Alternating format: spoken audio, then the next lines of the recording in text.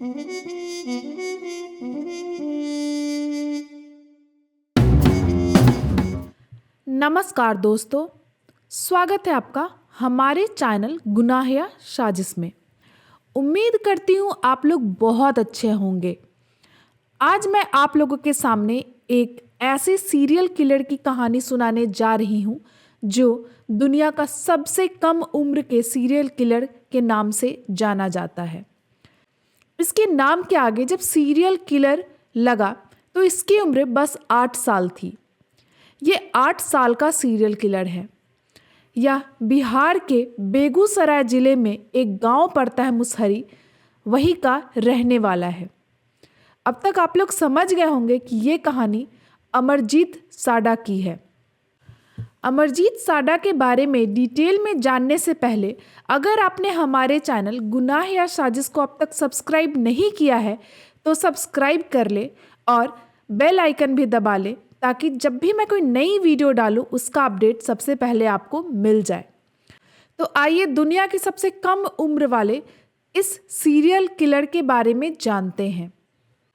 जैसा कि मैंने आपको पहले बताया था, ये कहानी अमरजीत साडा की है और वो बिहार के बेगूसराय में मुसहरी नाम के एक गांव से रहने वाला है। इस गांव में एक परिवार रहता था। वो बहुत ही गरीब परिवार था और जैसा कि हम लोगों ने देखा है, गांव में सब लोग मिलजुल कर एक साथ रहते हैं। गांव में परिवार बड़े होते हैं, सब मिल के रहते हैं। गांव में चाचा चाची, बुआ, दादी, दादा, मामा, मामी, मौसी सब मिलजुल के एक परिवार में रहते हैं, एक सदस्य की तरह। तो वैसे ही ये परिवार भी काफ़ी बड़ा था। इस परिवार में पति पत्नी, उसकी एक दूध पीती बच्ची और एक 7 साल का बेटा था। परिवार के जो मुखिया थे वो दिहाड़ी मजदूरी करके किसी तरह अपना पेट पालते थे और उसी परिवार के बगल में उनके छोटे भाई का भी परिवार रहता था। सारे मिलजुल कर काफ़ी हंसी खुशी रहते थे। ये परिवार अमीर नहीं था, पैसों की कमी थी, पर मिलजुल कर खुश रहा करते थे। फिर अचानक साल 2006 में उस परिवार के साथ एक अजीब सी घटना हुई। उस परिवार की एक 6 साल की बच्ची अचानक से गायब हो जाती है। मगर इस घटना की खबर वे लोग पुलिस को नहीं देते हैं। पर जैसा कि आपने सुना होगा, गांव में सारे घर साथ साथ होते हैं, इस वजह से ये बात पूरे गांव में फैल जाती है। जैसा कि मैंने आपको पहले भी बताया कि गांव के सारे लोग मिलजुल कर रहते हैं और गांव के सभी बच्चे आपस में मिलकर खेलते हैं। तो उनमें से अगर एक बच्ची गायब हो जाए तो ये बात किसी से छुप नहीं सकती। और गांव में अक्सर ऐसा होता है कि पूरा गांव एक दूसरे को जानता है। सब एक दूसरे के घर आते जाते हैं, सबका मिलना होता है। शाम में लोग एक दूसरे के घर जाते हैं, एक दूसरे से मिलते हैं। इसलिए गांव में सब एक दूसरे को बहुत अच्छी तरह से जानते हैं। हमारी शहरों की तरह नहीं, जहां हम अपने पड़ोसी तक को ठीक से नहीं जानते। इस घटना के कुछ ही वक्त बाद, तकरीबन 6 महीने बाद, उसी परिवार की एक और 8 महीने की बच्ची अचानक गायब हो जाती है। और यह बात भी वो लोग पुलिस को नहीं बताते, मगर यह खबर भी गांव के बीच फैल जाती है। अब गांव के लोगों को समझ नहीं आ रहा था कि आखिर ऐसा क्या हो गया है, गांव में क्या हो रहा है कि बच्चे गायब हो रहे हैं। और सिर्फ 6 महीने के अंदर ही एक गांव में एक परिवार के 2 बच्चे गायब हो चुके थे। अब मुसहरी गांव के लोगों में थोड़ी दहशत फैलने लगी थी। लोग डरने लगे थे और सोचने लगे थे कि ऐसा क्या हो गया है। इस घटना के सिर्फ 3 महीने बाद साल 2007 में उसी गांव से एक और 6 महीने की दूध पीती बच्ची गायब हो जाती है। पर इस बार पहली बार ऐसा हुआ कि जो बच्ची गायब हुई थी वह उस परिवार से नहीं थी जिस परिवार से पहले भी 2 बच्चे गायब हो गए थे, बल्कि ये बच्ची एक दूसरे परिवार की थी। जहां यह परिवार रहता था, जिसके 2 बच्चे पहले ही गायब हो चुके थे, उनके पड़ोस में एक चुनचुन देवी नाम की औरत रहती थी। उनकी यह बच्ची थी जिसका नाम था खुशबू। तो चुनचुन देवी अपनी बेटी को वहीं पास के एक प्राइमरी स्कूल में खिला रही थी। अचानक से उसे एक काम याद आ जाता है और चुनचुन अपनी बेटी खुशबू को वहीं स्कूल में सुलाकर चली जाती है। थोड़ी देर बाद जब वो वापस आती है तो देखती है कि खुशबू वहां से गायब है। उसके बाद चुनचुन देवी पूरे गांव में चारों तरफ उसे ढूंढती है। तमाम लोगों से पूछती है, रिश्तेदारों से पूछती है, गांव वालों से पूछती है, पर किसी को खुशबू के बारे में कुछ पता नहीं था। मुसहरी गांव में दूर दूर तक वो ढूंढती है, कहीं खुशबू का उसे नामो निशान नहीं मिलता। वो परेशान होकर थक हार कर पुलिस थाने जाकर खुशबू की मिसिंग रिपोर्ट लिखवा देती है। अब यह पहली बार हुआ था कि गांव से किसी बच्चे के गायब होने की रिपोर्ट पुलिस तक पहुंची थी। इसके बाद गांव में पुलिस आती है, वह भी खुशबू को हर तरफ ढूंढती है और लोगों से पूछताछ भी करती है, मगर खुशबू का कुछ पता नहीं चलता। इस पूछताछ के दौरान पुलिस को यह पता लगता है कि इस गांव से पहले भी 2 बच्चे गायब हो चुके हैं और वो दोनों बच्चे एक ही परिवार के थे। अब पुलिस उस परिवार के पास जाती है और खुशबू के बारे में पूछताछ करनी शुरू करती है। थोड़ी ही देर के पूछताछ के बाद वो परिवार अपने 8 साल के बेटे अमरजीत साडा को बुलाते हैं और कहते हैं कि अगर खुशबू के बारे में कोई कुछ बता सकता है तो वो यही है। पुलिस को यह बहुत अजीब लगता है कि आखिर एक 8 साल के बच्चे को कैसे सब कुछ पता होगा, मगर फिर भी पुलिस सोचती है कि चलो क्या पता इस बच्चे के जरिए कोई सुराग मिल जाए। फिर पुलिस 8 साल के बच्चे अमरजीत साडा से पूछती है कि बेटा तुम्हें पता है कि खुशबू कहाँ है। पुलिस वालों का यह सवाल सुनकर अमरजीत साडा हंसने लगा। पुलिस ने दोबारा पूछा तो वह फिर हंसते हुए बोला, हाँ मुझे पता है। अब पुलिस ने पूछा, अच्छा बताओ कि खुशबू कहाँ है।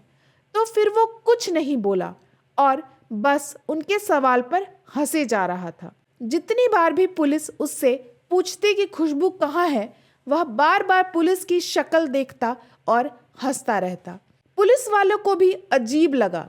पुलिस वालों को लगा कि शायद वो अपना टाइम इस बच्चे पे खराब कर रहे हैं, क्योंकि उसे खुशबू के बारे में जितनी बार पूछा जाता उतनी बार वो हंसता और हंसता रहता। मगर फिर भी पुलिस उससे खुशबू के बारे में पूछती रही।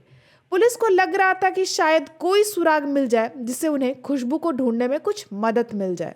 इसी बीच एक बार अमरजीत बोल पड़ा। उसने कहा कि अगर तुम मुझे बिस्कुट दोगे तो मैं बताऊंगा कि खुशबू कहाँ है। अमरजीत की बात सुनकर पुलिस वालों ने उसके लिए बाहर से एक बिस्किट का पैकेट मंगवाया और उसे दे दिया। बिस्किट का पैकेट मिलने के बाद अमरजीत साडा ने पैकेट को खोला और खाने शुरू कर दिया। उसके बाद पुलिस ने फिर से पूछा, अब बताओ खुशबू कहाँ है। बिस्कुट खाते खाते अमरजीत बोला, मैंने उसे मारकर सुला दिया है। यह बात सुनकर पहले तो पुलिस वालों को यकीन नहीं हुआ। पुलिस वाले सोचने लगे ये क्या बोल रहा है। फिर उन्होंने अमरजीत से दोबारा पूछा तो उसने दोबारा भी यही बात बोली।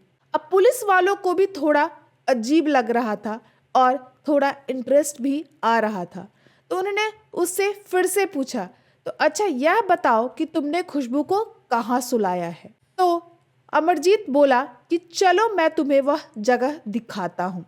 इसके बाद अमरजीत पुलिस वालों को अपने साथ लेकर उसे प्राइमरी स्कूल से थोड़ी ही दूर एक सुनसान जगह पे ले गया और वहां पहुंचकर एक झाड़ी की तरफ इशारा करते हुए बोला कि मैंने उसे यहीं सुलाया था। पुलिस उस झाड़ी के पास गई और वहां एक छोटा सा गड्ढा था जिस पे घास फूस और पत्तों से ढका हुआ था। जब पुलिस ने घास फूस को हटाया तो उसमें खुशबू की लाश दिखी।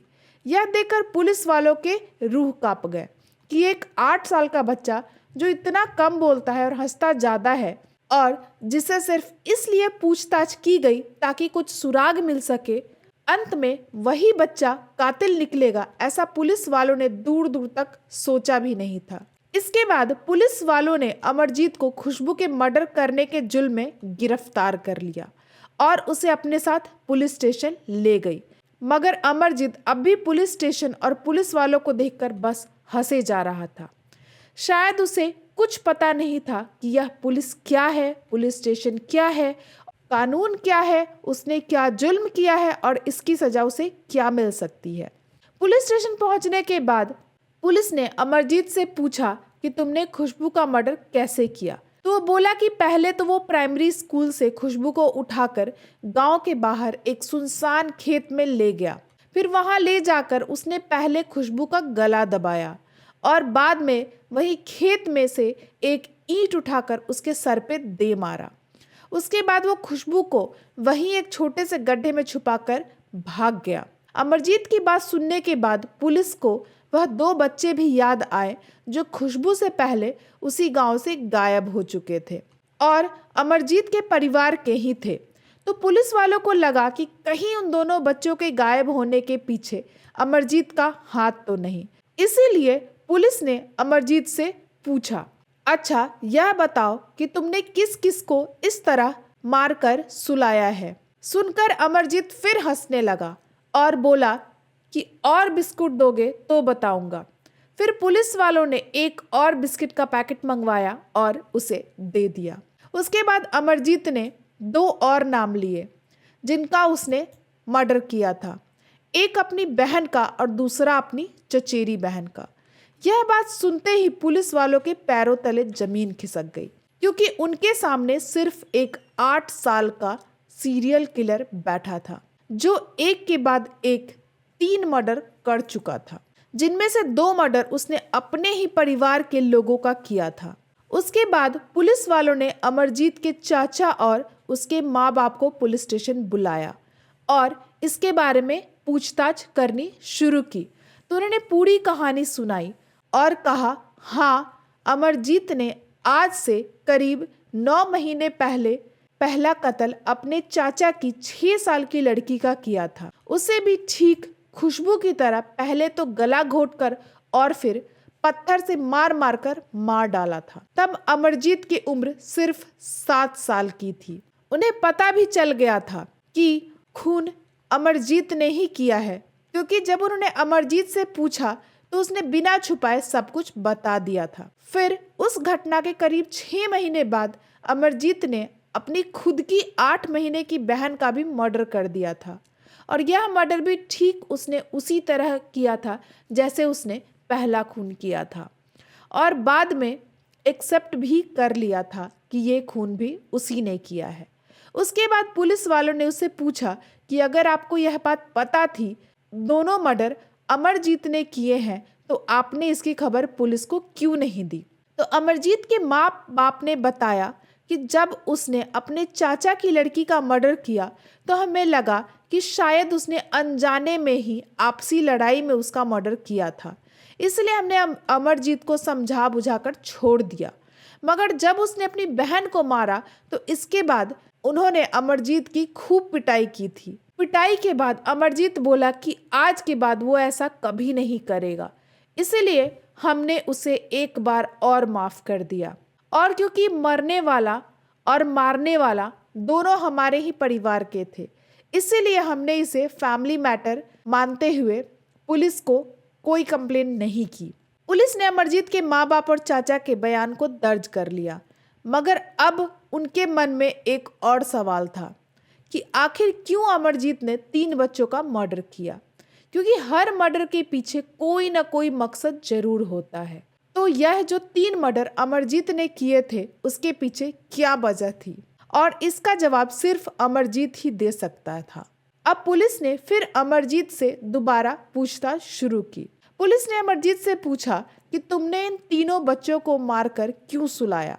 तो वह बोला, मुझे ऐसा करने में मजा आता है। जब मैं दर्द में इनको देखता हूँ, तकलीफ में देखता हूँ तो मुझे बहुत अच्छा लगता है। अमरजीत की यह बात सुनकर पुलिस को लग गया कि यह कोई नॉर्मल बच्चा नहीं है और इसकी दिमागी हालत भी ठीक नहीं है। उसके बाद अमरजीत को साइकाइट्रिस्ट के पास भेज दिया गया। उन्होंने अमरजीत के दिमाग की जांच की और काफ़ी स्टडी के बाद उन्होंने यह बताया कि अमरजीत कंडक्ट डिसऑर्डर नाम की एक बीमारी का शिकार है, जिसकी वजह से उसे लोगों को तकलीफ में देखने में दर्द नहीं होता बल्कि बहुत खुशी मिलती है। उसे पता नहीं था कि वो किसी का खून कर रहा है, ना तो उसे यह पता था कि वह किसी की जान ले रहा है, ना ही उसने जो किया उसकी नज़र में गलत था। वह शायद इसलिए ही पुलिस को देखकर ना तो घबराया, ना ही पुलिस स्टेशन को देखकर उसे कुछ गलत लगा। इन सब के बाद अमरजीत को अदालत में पेश किया गया। क्योंकि वो एक नाबालिग था, उसे जेल में क्रिमिनल्स के साथ नहीं रखा जा सकता था, इसीलिए उसे बाल सुधार गृह में भेज दिया गया। मगर भारतीय कानून के हिसाब से अमरजीत को बाल सुधार गृह में ज़्यादा से ज़्यादा 3 साल के लिए ही रख सकते थे और 3 साल बाद आखिर उसे यहाँ से भी आज़ाद कर दिया जाता। मगर उसकी दिमागी हालत को देखते हुए यह फैसला लिया गया कि जब तक उसकी उम्र 18 साल नहीं हो जाती तब तक वह यही डॉक्टरों की निगरानी में रखा जाएगा। उसके बाद अमरजीत को बिहार के मुंगेर जिले की बाल सुधार गृह में भेज दिया गया। क्योंकि वह नाबालिग था, इसीलिए उसके बाद की कोई भी पब्लिक डिटेल उसके बारे में बाहर नहीं की गई। मगर अमरजीत का जन्म 1998 में हुआ था। इस हिसाब से 2016 में ही उसे वहां से आज़ाद कर दिया होगा। आज अमरजीत एक नए नाम से, नई पहचान के साथ एक अनजाने शहर में नई जिंदगी जी रहा होगा। अभी वो किस हालत में है, कहाँ है, इसकी जानकारी किसी को नहीं है। अमरजीत साडा का नाम न सिर्फ भारत में बल्कि पूरी दुनिया के सबसे छोटे कम उम्र के सीरियल किलर के नाम पे दर्ज है और आज भी दुनिया के सबसे छोटे सीरियल किलर का रिकॉर्ड अमरजीत साडा के नाम पर ही है। जब उसने ये तीनों खून किए थे उसकी उम्र लगभग 7 से 8 साल के बीच रही होगी। आजकल हम ऐसा कहते हैं कि क्रिमिनल्स टीवी से, क्राइम सीरीज से, बॉलीवुड मूवीज से इंस्पायर होके क्राइम करते हैं, लेकिन जब ये खून अमरजीत साडा ने किया था उसने ना ही कुछ टीवी पे देखा था, ना ही रेडियो पे उसने कुछ सुना था और उसकी उम्र इतनी छोटी थी कि उसने ना ही किसी को क्राइम करते देखा था। तो हम ऐसा कुछ नहीं कह सकते कि वो इन सब चीज़ों से इन्फ्लुएंस, इन सब चीज़ों से प्रभावित हुआ था। तो ये घटना यहीं पे समाप्त होती है। आप हमें कमेंट करके बताइएगा कि आपको ये घटना कैसी लगी, आपकी इस घटना के बारे में क्या राय है। उम्मीद करती हूँ आपको हमारी मेहनत पसंद आ रही होगी और अगर आपने यहाँ तक देखा है तो लाइक और सब्सक्राइब भी अवश्य करें। इस घटना को लोगों के साथ भी शेयर करें ताकि लोगों को भी इस घटना के बारे में जानकारी मिले। मैं आपसे फिर मिलूंगी नई घटना के साथ। तब तक के लिए धन्यवाद।